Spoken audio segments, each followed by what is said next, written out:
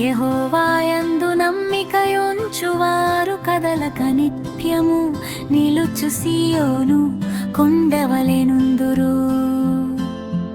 యెరూషలేము చుట్టూ పర్వతములున్నట్టు యెహోవా ఇది మొదలుకొని నిత్యము తన ప్రజల చుట్టూ వెండును.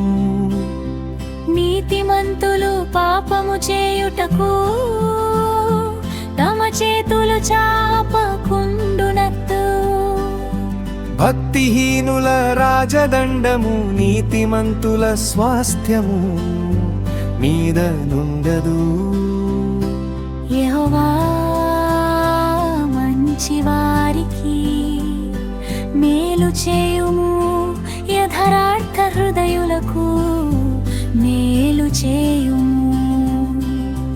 తమ వంకర త్రోవలకు తొలగిపోవు వారిని పాపము చేయు వారితో